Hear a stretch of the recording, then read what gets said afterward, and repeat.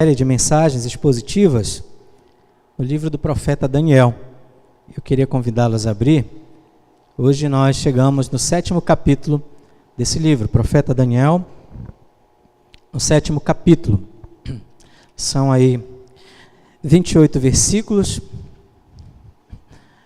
Nós vamos tentar fazer o seguinte. Eu vou ler as estruturas e fazer explicações, ok?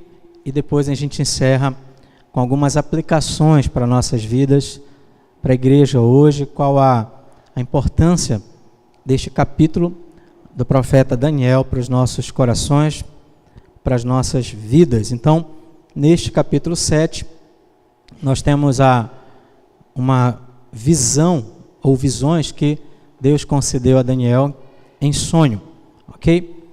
Antes de fazer a leitura e alguns comentários com relação a esse texto, vamos lembrar algumas coisas. Vamos lembrar que Daniel era um homem piedoso, um servo do Senhor, e quando ele escreve esse livro, ele está na Babilônia, ele está no chamado cativeiro babilônico. O Senhor, Deus da história, supremo, soberano, entregou Judá nas mãos de Nabucodonosor, que era o imperador da Babilônia no ano 605 a.C. E como era costume daquelas batalhas, havia uma estratégia de batalha, os vencedores levavam cativos muitas pessoas, geralmente escolhiam os melhores da sociedade para fazer uma engenharia social, cultural e transformá-los para que eles pudessem servir ao reino. Isso aconteceu com Daniel e seus amigos e com muitos outros que foram levados, exilados para a Babilônia. O cativeiro da Babilônia durou 70 anos, como foi profetizado por Jeremias. E é interessante, esse capítulo, esse livro, o tema central dele é que Deus é soberano sobre a história e que o reinado de Deus não tem fim e que ele reinará para sempre através do seu Messias, que aqui no capítulo 7 nos é apresentado como Filho do Homem, ok? Então é um reinado eterno. Deus reina sobre os poderes deste mundo, sobre os reinos. E é interessante que Nabucodonosor aprendeu isso muitos anos depois que Daniel já estava ali no cativeiro, quando foi humilhado por Deus. Isso está no capítulo 4, certo? E o próprio Nabucodonosor testemunha no capítulo 4 isso, para que ele aprendesse que o Altíssimo é o único e verdadeiro rei e que reina sobre o reinado dos homens e dá o poder e trono a quem ele quer e também tira do trono quem ele quer. Então, essa é a temática central de todo o livro. Essa é a grande ênfase do livro e nós vamos perceber que é também a ênfase deste 7º capítulo. E é interessante o seguinte, os 6 primeiros capítulos de Daniel são narrativas.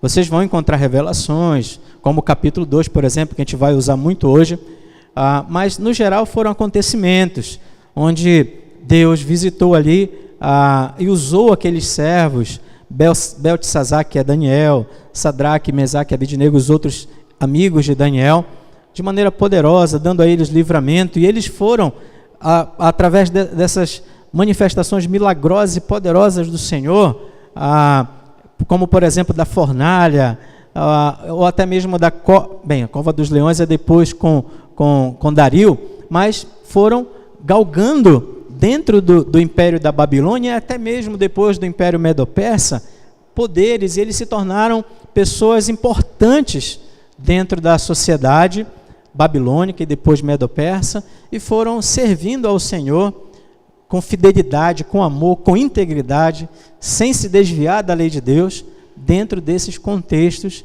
de disciplina do Senhor. Então, até o capítulo 6, nós temos essas histórias maravilhosas que a gente aprende muito quando criança também, na escola bíblica dominical e tal, etc. Mas a partir do capítulo 7, do 7º capítulo até o último capítulo, o capítulo 12, nós encontramos visões apocalípticas, certo? Agora nós temos revelações a respeito de coisas que estavam acontecendo e aconteceriam, coisas a respeito do reinado absoluto de Deus através do seu Messias, do seu Filho, o nosso Senhor Jesus Cristo. E agora nós temos esses capítulos diante de nossos olhos. O capítulo 7 é interessante e ele é cheio de simbologias, porque o gênero apocalíptico ele é exatamente assim, cheio de símbolos. Vocês vão ver daqui a pouco aqui, por exemplo, leão com asas de águia, urso com dentes nas bocas e feras estranhas como o quarto animal revelado neste capítulo aqui. Daniel não soube nem descrever o que era, de tão bestial que era aquela fera, aquela coisa absurda. Então, essa é muito difícil, então traz uma certa dificuldade para a gente interpretar isso. Mas estudiosos, a igreja tem se debruçado a estudar ao longo dos anos, dos séculos, e isso tem sido de grande conforto, de grande alimento para a igreja. Espero que seja para nós hoje, em nome de Jesus, alimento também para nos encher de força, de esperança, de paz, de alegria. E não é curioso isso? Que as pessoas geralmente têm medo de textos assim, né? Por exemplo, essa parte de Daniel é chamada, ou melhor, o livro de Daniel, por alguns, é chamado de o Apocalipse do Antigo Testamento. E quando a gente fala disso, de Apocalipse e dessas visões, muitos cristãos até têm medo de ter contato, tá? Por causa das visões. Por exemplo, Daniel 7 vai trazer uma mensagem pesada para a igreja. Mas, na verdade, o propósito de todas essas revelações, meus irmãos, inclusive o livro de Apocalipse, é que a igreja regozije-se diante do Senhor, confiando no cuidado paternal, no poder de Deus soberano sobre todos os reinos e estabelecendo o reino dele para sempre neste mundo, ok? Vamos então observar como é que está essa estrutura do capítulo 7 de Daniel. Nós temos aqui uma visão de Daniel, que ele recebeu em sonho. Eu dividi em 3 partes, porque acredito que é assim que fica mais fácil realmente a nossa compreensão. A primeira parte vai do versículo 1 até o 8º versículo, e nós vamos ver o surgimento de 4 bestas, ou 4 grandes animais, tá ok? E nós vamos ver também a segunda parte, que está indo do versículo 9 ao versículo 14, que é o surgimento de um personagem muito interessante, o ancião de dias, e um outro ainda que é o filho do homem, do 9 ao 14. E dos versículos 15 ao 28 deste capítulo, nós temos, sabe o quê? A interpretação do sonho. Daniel, na visão, vai em busca do significado de tudo aquilo que ele está recebendo da parte do Senhor Deus. Então, a minha proposta é a seguinte: em vez de lermos todo o capítulo agora, vamos lendo nessas estruturas, e aí eu vou fazendo algumas observações, e no final, algumas aplicações para as nossas vidas, tudo bem? Então, acompanhem comigo, do 1º versículo ao 8º versículo deste capítulo. Vamos lá. No 1º ano de Belsazar, rei da Babilônia, teve Daniel um sonho e visões ante seus olhos, quando estava no seu leito. Escreveu logo o sonho e relatou a suma de todas as coisas. Falou Daniel e disse: eu estava olhando durante a minha visão da noite, e eis que os 4 ventos do céu agitavam o mar grande. 4 animais grandes, diferentes uns dos outros, subiam do mar. O primeiro era como leão e tinha asas de águia. Enquanto eu olhava, foram-lhe arrancadas as asas. Foi levantado da terra e posto em 2 pés, como homem. E lhe foi dada a mente de homem. Continuei olhando, e eis aqui um segundo animal semelhante a um urso, o qual se levantou sobre um dos seus lados. Na boca, entre os dentes, trazia 3 costelas. E lhe diziam: levanta-te, devora muita carne. Depois disto, continuei olhando, e eis aqui outro, semelhante a um leopardo, e tinha nas costas 4 asas de ave. Tinha também este animal 4 cabeças, e foi-lhe dado domínio. Depois disso eu continuava olhando nas visões da noite, e eis aqui o quarto animal, terrível, espantoso e sobremodo forte, o qual tinha grandes dentes de ferro. Ele devorava e fazia em pedaços, e pisava aos pés o que sobejava. Era diferente de todos os animais que apareceram antes dele, e tinha 10 chifres.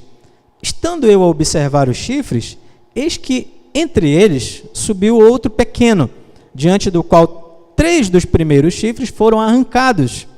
E eis que neste chifre havia olhos, como os de homem, e uma boca que falava com insolência. Até aqui. Então é a primeira parte da visão.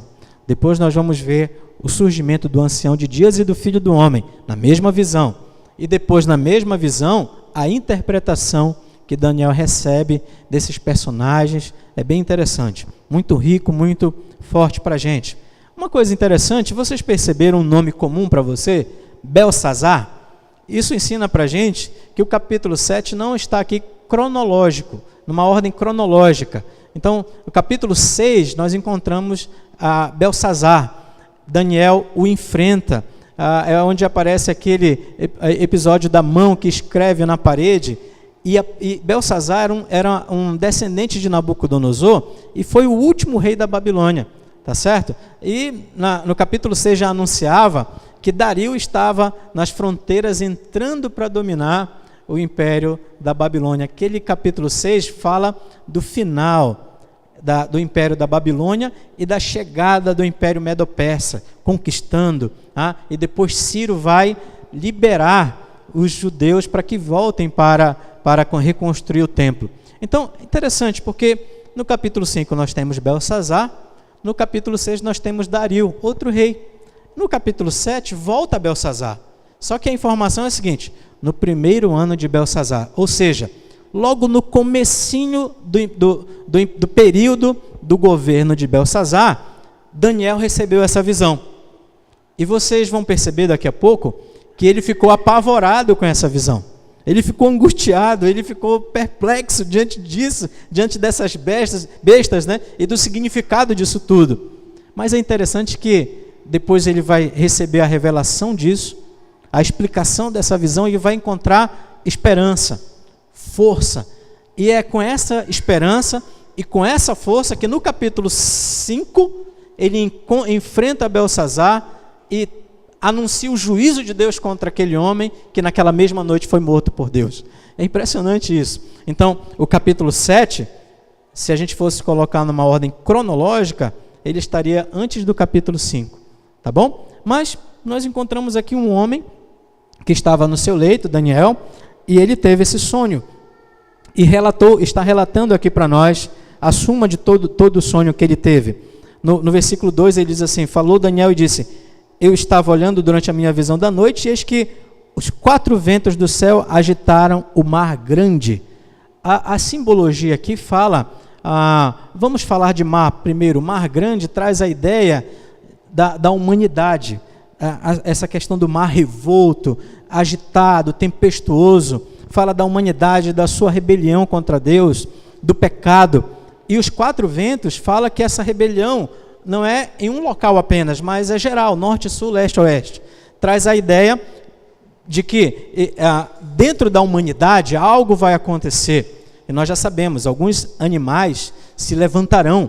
Ou seja, esses animais não são figuras de homens ou de reinos que se levantarão desse mar tempestuoso, desse mundo de pecado, de rebelião contra Deus, para se voltar contra Deus. É isso que Daniel está nos ensinando aqui nesse primeiro momento. Esses 4 ventos que agitaram o grande mar, o estado da humanidade em pecado, caos, tumulto e rebelião contra o Senhor. E aí ele começa a nos mostrar os animais. E para entender esses animais e os reinos que eles simbolizavam, é muito interessante que a gente volte para o 2º capítulo. Tá? Não vai dar para ler o 2º capítulo aqui por causa do nosso tempo. Eu até coloquei uma imagem, não sei se a Nath pode me ajudar. Tem uma imagem no slide que eu trouxe, que faz uma comparação. Eu peguei na internet, uma comparação do 2º capítulo com esse capítulo 7º que nós estamos lendo, as imagens, as figuras. Quem tem também a Bíblia de Estudo de Genebra, tá? Tem também um quadro comparativo bem instrutivo, bem interessante. Mas vejam, vamos olhar com mais atenção para os animais. O versículo 4 nos mostra o primeiro. O primeiro era como leão e tinha asas de águia. Enquanto eu olhava, foram-lhe arrancadas as asas e foi levantado da terra e posto em 2 pés como homem. Ele foi dada a mente de homem. Então, o primeiro animal, muito estranho, né? Era tipo um leão com asas de águia, tá certo? E aqui é uma referência ao Império Babilônico. É uma referência a Nabucodonosor. O 2º capítulo de Daniel nos mostra uma estátua imensa, não é? E naquela estátua imensa, também vocês podem perceber lá que formada de 4 partes, a cabeça de ouro era exatamente Nabucodonosor. E lá no 2º capítulo, nós vimos naquela estátua imensa que falava de reinos, de poderes, e que uma pedra que foi solta sem auxílio de mão nenhuma veio e atingiu os pés e destruiu aquela estátua. E aquela rocha se tornou uma montanha imensa, tomando conta do mundo todo. E a gente viu que era Cristo e o seu reino. Então, o capítulo 2 estava nos falando de reinos, de poderes humanos, que iam ser dominados pelo Todo-Poderoso Senhor Jesus Cristo e o seu reino. Agora, fazendo um paralelo, essa águia, ou melhor, esse leão, né, com asas de águia, é Nabucodonosor. Aliás, estudiosos descobriram que as ruas da Babilônia, ou vias principais da Babilônia, eram ladeadas, ordenadas por estátuas de leões com asas de águia, tá? Leões alados, tá? Isso já se descobriu aí com pesquisas. Então, Daniel está nos falando aqui da Babilônia, certo? Depois, nós temos no 5º versículo, o 2º animal. Continuei olhando, e eis aqui o 2º animal, semelhante a um urso, o qual se levantou sobre um dos seus lados. Na boca, entre os dentes, trazia 3 costelas, e lhe diziam: levanta-te, devora muita carne. Então, quem era esse urso? O urso aí, com essas 3 costelas na boca, né, era o Império Medo-Persa, que inclusive, daqui a pouco estava chegando com Dario e com Ciro, tá? Belsazar foi o último rei do Império da Babilônia.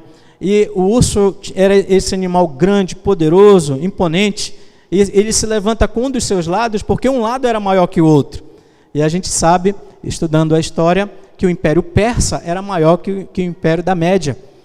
E a gente sabe que houve pelo menos 3 grandes conquistas do Império Medo-Persa para que ele pudesse ser o maior império da época também. Então essas 3 costelas foram esses poderes, esses reinos, esses reis que o Império Medo-Persa conquistou. E é interessante, meus irmãos, que o versículo diz assim: devora muita carne. Ou seja, Deus está autorizando que esses reis, Dario, Ciro, avancem contra a Babilônia e detonem a Babilônia. Os profetas haviam anunciado que a Babilônia não ficaria impune pela maldade que fez contra Judá. Então, mais um império que se levanta do mar agitado, e agora um urso poderoso, furioso, tá? E uma coisa que eu queria mostrar para vocês, uma curiosidade. Quando você olha para a estátua do capítulo 2, você vê que começa com ouro, e depois os metais que vêm depois são inferiores ao ouro, ou seja, é como se houvesse uma desvalorização. Você tem prata, depois tem bronze, prata, e depois ferro e barro. Quando você olha para o capítulo 7, você vai percebendo que os animais são piores. O leão com asas de águia, e de repente é arrancado e dado a ele uma mente de homem, ou seja, se referindo ao que Nabucodonosor passou no capítulo 4. Mas depois já vem um urso, e é ordenado a ele que devore tudo. Vai aumentando a fúria. Enquanto no capítulo 2 diminui o valor, no capítulo 7 aumenta a fúria, o caos, a violência, a maldade. Percebam isso, é muito interessante. Vamos olhar agora para o 3º animal, que está no versículo 6. Está dando para acompanhar, irmãos? Versículo 6 diz assim: depois disto, Continuei olhando, e eis aqui outro semelhante a um leopardo, e tinha nas costas 4 asas de ave. Tinha também este animal 4 cabeças, e foi-lhe dado domínio. Nossa, que besta mais estranha, que animal feio, né? Leopardo, com asas de aves e com 4 cabeças. E na sequência a gente sabe que se trata do Império Grego, com Alexandre o Grande. E a ideia do leopardo é proposital. Leopardo é um animal muito rápido. E os estudiosos sabem que Alexandre o Grande, ele conquistou o Império Medo-Persa com uma violência e uma rapidez impressionante. Em 10 anos, ele fez com que o Império Grego fosse o maior império da época. Aquele jovem chamado Alexandre o Grande. Jovem mesmo, pessoal. Ele morreu com 33 anos. E o que aconteceu depois da morte dele? O império dele foi dividido entre 4 generais. É por isso que o leopardo tem 4 cabeças. 4 generais. Então, o que está acontecendo? Daniel está nos dando aqui a chave da história. E se nós acreditarmos nesse texto e no que ele quer nos ensinar, nós teremos a chave da história em nossas mãos, para vivermos com verdadeira esperança aqui. Calma aí, porque agora chega o 4º animal. Muito interessante. Olhe para o versículo 7. Ele é tão feio que Daniel não sabe nem descrever o que é. Versículo 7 diz assim: depois disto, eu continuava olhando nas visões da noite, e eis aqui o 4º animal, terrível, espantoso e sobremodo forte, o qual tinha grandes dentes de ferro. Ele devorava e fazia em pedaços, e pisava aos pés o que sobejava. Era diferente de todos os animais que apareceram antes dele, e tinha 10 chifres. Estando eu a observar os chifres, eis que entre eles subiu outro pequeno, outro chifre, diante do qual 3 dos primeiros chifres foram arrancados. E eis que neste chifre havia olhos, como os de homem, e uma boca que falava insolência. Que animal é esse? Ele nem sabe descrever o que é. O primeiro era como um leão, o segundo era como um urso, mas esse aqui eu não sei. Era feio, violento, terrível, espantoso, forte, dentes de ferro, e ele saía devorando tudo, devastando tudo, fazendo em pedaços tudo, pisando. E o pior, tinha 10 chifres, e chifre na Bíblia significa poder. Era algo muito poderoso. Esse império humano, esse reino humano era forte. Mas pior ainda, é que de repente surge na história um chifre menor entre os outros e derruba 3. Só que esse chifre tinha olhos. E aqui a simbologia de olhos, sabe o que quer dizer? Discernimento, visão. Era algo inteligente. E era algo que era como homem. E é uma informação muito interessante, porque aqui nos mostra que há algo humano aqui envolvido. E de repente uma boca que falava com insolência. Então não era apenas inteligente, mas usava essa inteligência e essa capacidade para zombar de Deus, para fazer blasfêmia. Esse animal vai despertar a atenção de Daniel. A gente vai ver daqui a pouco que quando ele pede para interpretar, ele volta e diz assim: mas fica, esse 4º animal, o que era mesmo? Vamos já ver isso daqui. Então, qual o cenário? O primeiro cenário é um cenário de desespero. Não é à toa que Daniel ficou perplexo, assustado. Cada reino que vem avançando, as coisas vão ficando piores. Para pensar, por favor, pense comigo. Daniel estava na Babilônia, subjugado. E aí Deus revela para ele que o que vem é pior. Né? Ele sabia que havia promessa de voltar para Jerusalém, para reconstruir os muros, o templo. Mas Deus está revelando que não haveria descanso ainda. Aquela ainda não era a terra, que os fiéis deveriam esperar para o descanso eterno. Havia algo mais, algo pleno, porque as coisas ficariam piores. Os reinos que viriam, os poderes deste mundo, os homens que seriam levantados pelo soberano, eram maus. E o 4º nem dava para descrever de tão destruidor que era. e um chifre surgia pequeno, insolente, inteligente, sagaz. O que é isso? A cena é muito dramática. Mas agora, prestem bem atenção. Nós vamos ver agora o surgimento do ancião de dias e o surgimento do Filho do Homem. Percebam o contraste. Percebam, tentem imaginar o contraste. Lembrem-se dos 4 animais. E agora olhem para como o ancião vai ser descrito e o Filho do Homem. Olha, vejam agora a partir do versículo 9. Diz assim: continuei olhando, até que foram postos uns tronos. Olha, uns tronos, plural. E o ancião de dias se assentou. É curioso isso. Ele se assentou nos tronos. É interessante. Mas é porque o hebraico não tem o superlativo que nós temos. A ideia aqui é como se esse trono fosse absoluto. Sabe esses animais que foram levantados? Não são nada diante desse trono. Esse é o Todo-Poderoso. Esse é o poder verdadeiro, que ninguém pode sustentar, se opor. Ninguém pode com ele. E quem ele é? O ancião de dias. Aqui é uma referência a Deus, o Senhor Deus. O ancião de dias se assentou. E como ele era? Sua veste era branca como a neve. Começa a falar, nos mostrar que enquanto aquelas feras bestiais eram cheias de pecados e subiram do grande mar que foi agitado, esse que se assenta sobre todos os tronos, esse ancião, é puro. Sua veste era branca como a neve, e os seus cabelos da cabeça como a pura lã. Ele é santo, ele é poderoso, ele é sublime, e o seu trono eram chamas de fogo, e suas rodas eram fogo ardente. Vejam que coisa interessante, fogo simboliza aqui juízo.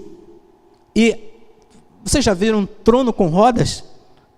A ideia é que esse trono, ele não é um trono que fica fixo em algum lugar, é limitado por algum lugar. É um trono que tem rodas para percorrer onde ele quiser. A ideia aqui, a simbologia é de que esse trono é sobre tudo, sobre todos os reinos, sobre todos os lugares.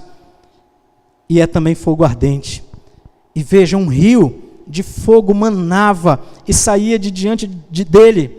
A ideia aqui é de juízo. Imagine um vulcão lançando um rio de lava, destruindo tudo que está à sua frente. A ideia é essa, um rio grande, derramando seu fogo sobre todos que estão diante dele, que tentam se opor a ele.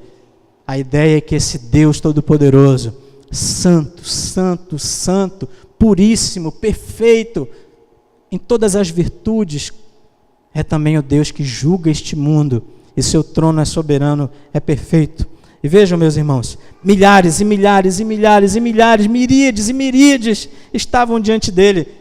Seu exército é muito maior do que qualquer exército. Assentou-se o tribunal e lhe abriram os livros. Esse trono se apresenta porque chegou a hora de julgar. O livro é aberto porque neste livro estão todas as coisas escritas, as palavras dos homens, os pensamentos, as ações, as atitudes, a maldade, tudo está ali. Nada, absolutamente nada escapará naquele dia, neste dia desse tribunal. E vejam, então estive olhando por causa da voz, das insolentes palavras que o chifre proferia. Sabe aquele pequeno chifre? O trono está ali e o chifre ainda está blasfemando. Estive olhando e vi que o animal foi morto e seu corpo desfeito e entregue para ser queimado. Esse chifre poderoso do último reino também não é nada diante do tribunal de Deus. Versículo 12. Quanto aos outros animais, foi-lhes tirado o domínio, todavia foi-lhes dada prolongação de vida por um prazo e um tempo. Os reinos poderosos dos homens têm um prazo e um tempo. Não são para sempre. Não são para sempre. Não podem nada contra o ancião de dias, contra o seu trono poderoso. E eu estava olhando, olha que coisa maravilhosa, nas minhas visões da noite, e eis que vinha com as nuvens do céu, um como o Filho do Homem. E nós sabemos que no Novo Testamento há várias referências a esse texto, nos ensinando que esse Filho do Homem é Jesus Cristo. Ele mesmo disse: o Filho do Homem tem poder para perdoar pecados. O Filho do Homem é o Senhor do sábado, etc, etc. E ele se refere a ele mesmo, o Filho do Homem vindo sobre as nuvens. Não é? Então, meus irmãos, e outra coisa, que coisa maravilhosa, porque esse Filho do Homem vai receber todo o poder. Mas esse Filho do Homem não veio do grande mar. Ele vem do céu. Há um contraste aqui. Os animais saíram do mar agitado. O Filho do Homem veio do céu. É celestial. É divino. E ele é homem. É Deus, mas é homem. Aqui está assim falando também da encarnação do Verbo de Deus. E dirigiu-se ao ancião de dias e o fizeram chegar até ele. Foi-lhe dado domínio e glória e o reino, para que os povos, nações e homens de todas as línguas o servissem. O seu domínio é domínio eterno, que não passará, e o seu reino jamais será destruído. Finalmente, aquele que vai reinar para sempre, que vai reinar sobre todos, e milhares o servirão com amor, e o reino dele é para sempre, o reino dele é eterno. E esse é o reino do Filho do Homem, que vem do céu. Ninguém pode com ele. Daniel está em êxtase. Então, quer dizer que essas bestas serão vencidas, serão. E o teu Deus governará para sempre através do seu Messias, do Filho do Homem. Irmãos, impressionante a narrativa, o texto da visão. Mas vejam, a partir do versículo 15, aí a gente está avançando já para o final, mostra que Daniel ficou alarmado. Quanto a mim, o meu espírito foi alarmado dentro de mim, as visões da minha cabeça me perturbaram. Aí o que ele fez? Ele se aproximou de alguém que estava ali e pediu explicações. Vejam, vou ler para vocês. Cheguei-me a um dos que estavam perto e lhe pedi a verdade acerca de tudo isso. Assim, ele me disse e me fez saber a interpretação das coisas. 2 pontos. Estes grandes animais que são quatro, são 4 reis que se levantarão da terra. Mas os santos do Altíssimo receberão o reino e o possuirão para todo sempre, de eternidade em eternidade. Então, a revelação foi dada. Daniel, esses animais que vocês viram, que você viu nas visões, são reis que se levantarão. Então, na hora de revelar, na hora de ensinar o significado, não se preocupou em ensinar os detalhes. E às vezes muita gente pega um texto como esse, quer saber os detalhes e começa um monte de especulação, de fantasia, e se afastam do tema central do texto. Muita gente que interpreta textos apocalípticos cai nesse erro. Na hora de revelar a Daniel, diz: olha, Daniel, é o seguinte, resumindo, é o seguinte: são reinos, mas eles serão destruídos. E os santos do Altíssimo reinarão para sempre. Aí Daniel disse: tá, tudo bem, só que tem um 4º animal lá que não sai da minha cabeça. Esse 4º animal me perturba demais. Vejam, meus irmãos, o versículo 19. Então tive desejo de conhecer a verdade a respeito do 4º animal, que era diferente de todos os outros, muito terrível, cujos dentes eram de ferro e cujas unhas eram de bronze, que devorava e fazia em pedaços e pisava aos pés o que sobejava, e também a respeito dos 10 chifres que tinha na cabeça, e do outro que subiu, diante do qual caíram 3, daquele chifre que tinha olhos e uma boca que falava com insolência e parecia mais robusto do que os seus companheiros. E aqui no versículo 21, Daniel acrescenta mais uma informação à sua visão. Eu olhava, e eis que este chifre fazia guerra contra os santos e prevalecia contra eles. Aquele pequeno chifre que se levanta faz guerra contra a igreja. Versículo 22. Até que veio o ancião de dias e fez justiça aos santos do Altíssimo. E veio o tempo em que os santos possuíram reino. E aí vem a revelação a Daniel. Então ele disse, versículo 23. O 4º animal será um 4º reino na terra, o qual será diferente de todos os reinos, e devorará toda a terra, e a pisará aos pés, e a fará em pedaços. Os 10 chifres correspondem a 10 reis que se levantarão daquele mesmo reino, e depois dele se levantará outro, o qual será diferente dos primeiros, e abaterá a 3 reis, proferirá palavras contra o Altíssimo, magoará os santos do Altíssimo, e cuidará em mudar os tempos e a lei, e os santos lhe serão entregues nas mãos por um tempo, 2 tempos e metade de um tempo. Mas depois disso se assentará o tribunal para lhe tirar o domínio, para destruir e consumir até o fim. O reino e o domínio e a majestade dos reinos debaixo de todo o céu serão dados ao povo dos santos do Altíssimo. O seu reino será reino eterno, e todos os domínios o servirão e lhe obedecerão.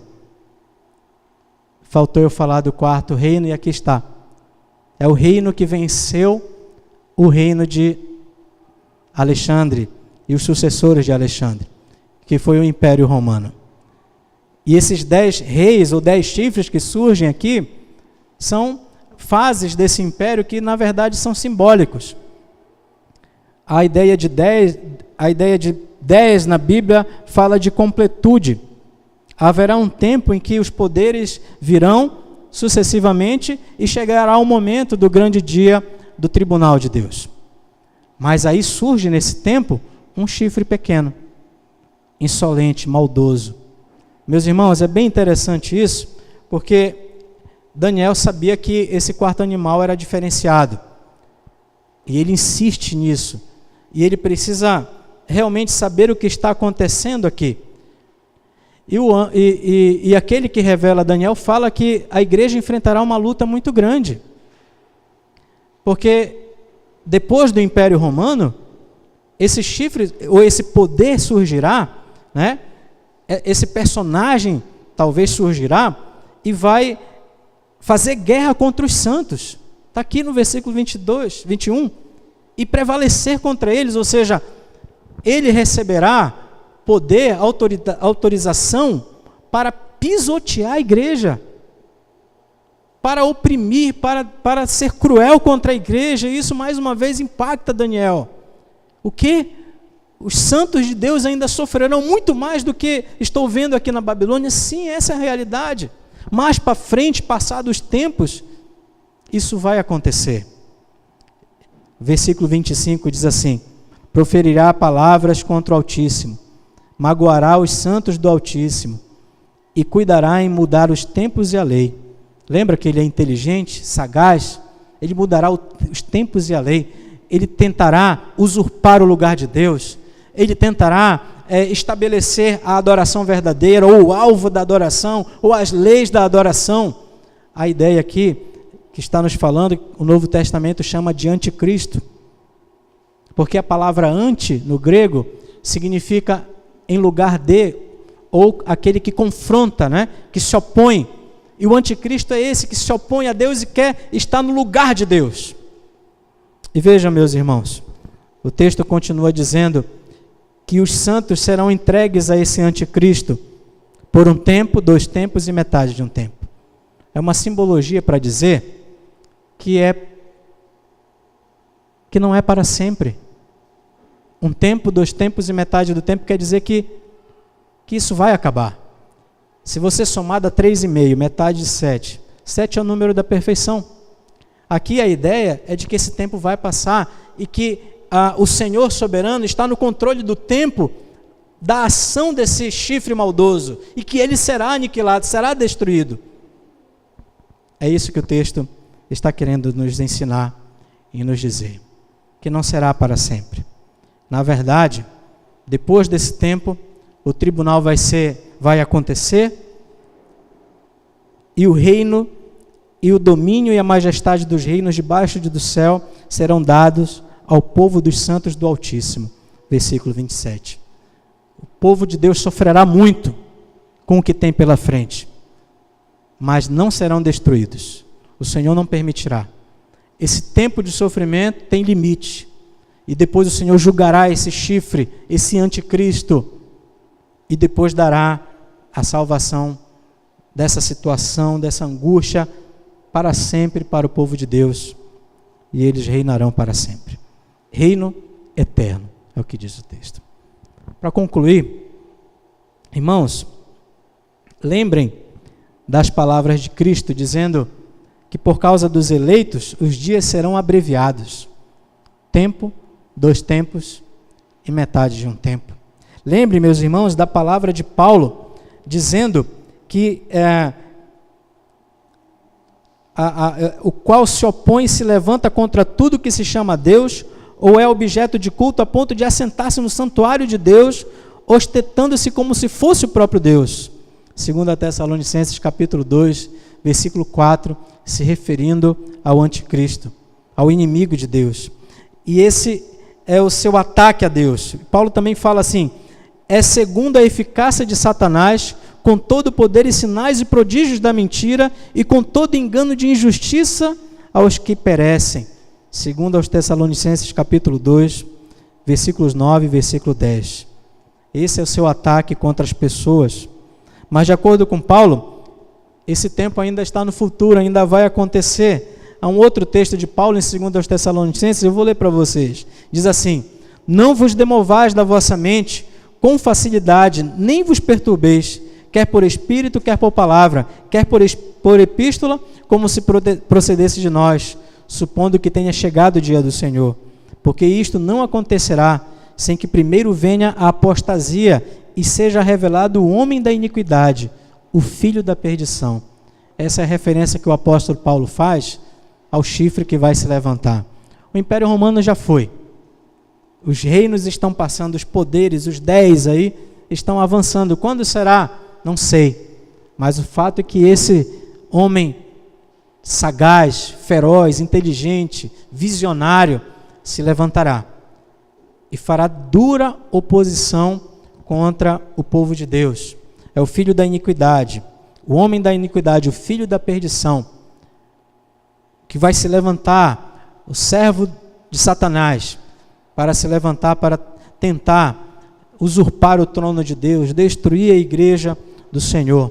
João chama ele de o anticristo, avisando a igreja que muitos anticristos já haviam no seu tempo, ou seja, eles já viviam a ideologia do anticristo, do chifre pequeno, poderoso, destruidor, cheio de blasfêmia, porque naquele tempo muitos pregadores faziam blasfêmia com relação a Jesus, dizendo que ele não era o Filho de Deus.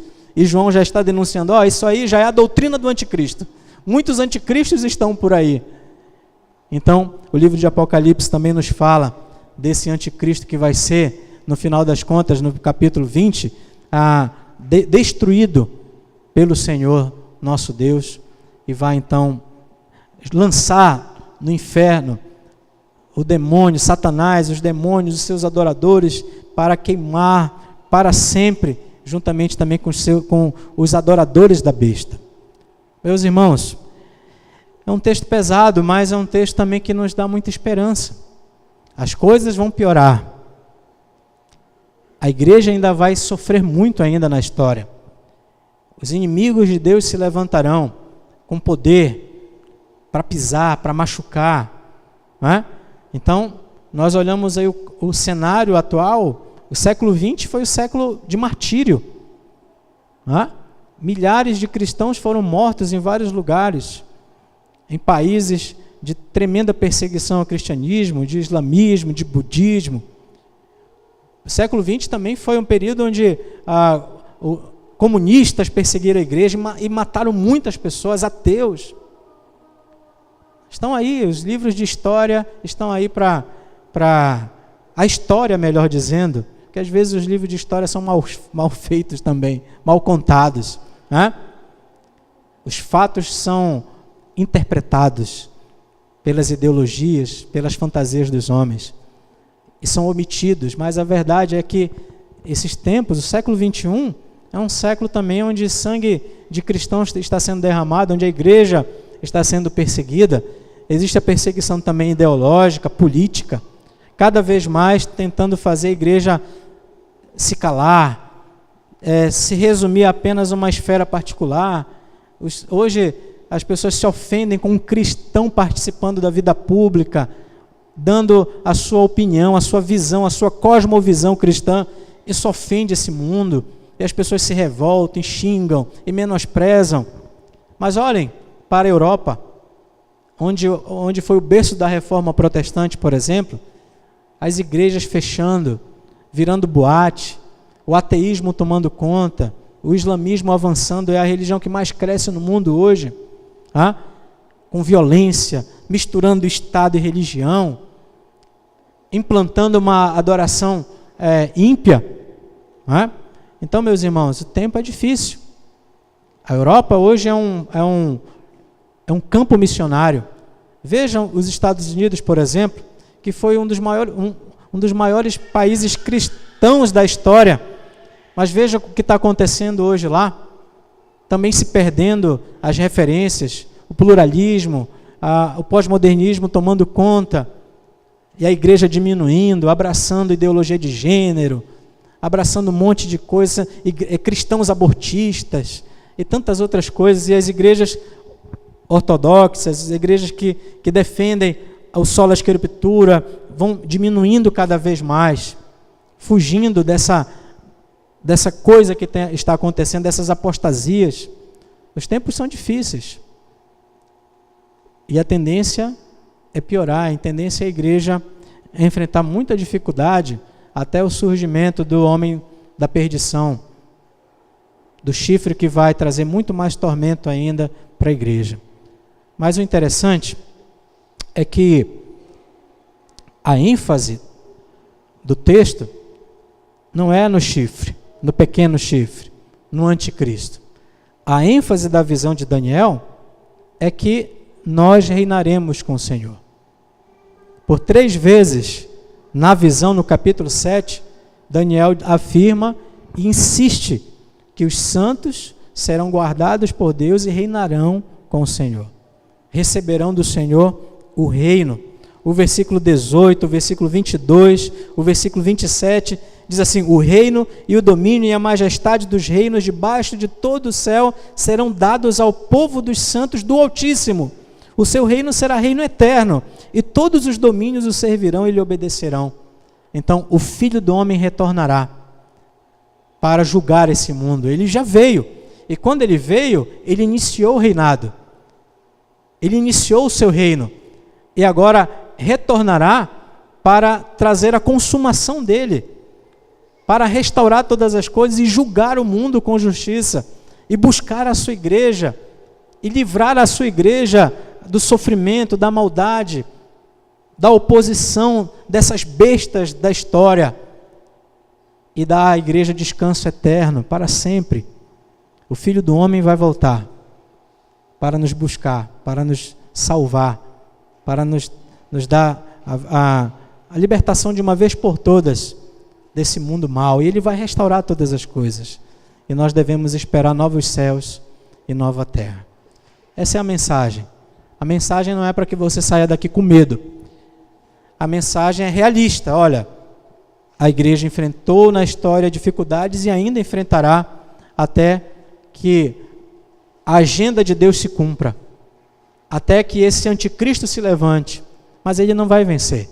1 tempo, 2 tempos e metade de 1 tempo, e depois o tribunal vai ser instaurado, e o ancião de dias julgará, e dará ao seu filho o reino para sempre. Jesus já disse que toda autoridade foi dada a ele nos céus e na terra, e ele comissionou a igreja para pregar em todo lugar, porque a terra já pertence a ele. O que falta agora é a sua vinda para trazer a consumação do reino, e todo olho então vai poder ver esse reino e vai testemunhar, e aqueles que viveram vida de impiedade serão condenados, serão julgados e condenados. A palavra é de esperança para a igreja. Irmãos, o Senhor Jesus reina, o ancião de dias reina. Quando você olha para a confusão lá fora, e as dificuldades, e as lutas, e as oposições, e a maldade dos homens, você olha para o mar grande, agitado, você às vezes fica com dificuldade de acreditar que Deus está reinando. Mas a verdade é que Ele reina, e que esse reinado virá com toda a sua plenitude na volta do Filho do Homem, com poder e glória, para buscar a sua igreja. Você deve confiar, você deve descansar. As lutas da vida não podem separar você do amor de Deus. A doença não é mais poderosa do que o Rei e Senhor Jesus. Os inimigos não são mais poderosos. As provações não são mais poderosas. O diabo também não é. O anticristo não é. Os demônios não são. A sua vida pertence ao Senhor e está guardada pelo poder dele. Você deve se abraçar a essas coisas. Essa é a chave da história. E se você crer nisso, acreditar de todo o seu coração, você vai encontrar esperança para viver neste mundo. Esperança verdadeira. E você vai dizer que venham os homens maus, os poderes. A minha esperança está naquele que venceu e voltará para buscar a sua igreja e julgar esse mundo com justiça. Finalmente, irmãos, cuidado. Muita gente está brincando, achando que não existe mais esse tribunal. Até mesmo dentro da igreja, tem surgido teólogos dizendo que o inferno é um mito, que tal, que Deus é amor, e no final da história... Cuidado. Tem muitos cristãos que estão vivendo vida dupla, vida de pecado, brincando, esquecendo que o trono de chamas de fogo e de rio de fogo, de labareda está chegando. Esquecendo que esse Deus enxerga e conhece tudo e todos, onisciente. Ele sabe muito bem separar o joio do trigo. Ele não vai se confundir, levar bode para o céu, ele vai levar as ovelhas. Muita gente brinca, zomba, pensa que pode agir, consegue enganar a igreja, os pais, os filhos, a esposa, o marido, consegue enganar, mas não consegue escapar ao escrutínio de Deus. Então, agora é hora de arrependimento, é hora de se voltar para o Senhor, é hora de consagração, é hora de buscar a Deus, é hora de viver uma vida cristã genuína, é hora de invocar o nome do Senhor, é hora de adorar o Senhor e escapar da justa condenação que virá no retorno do Filho do Homem. Que Deus nos ajude, que Deus nos abençoe. Vamos orar?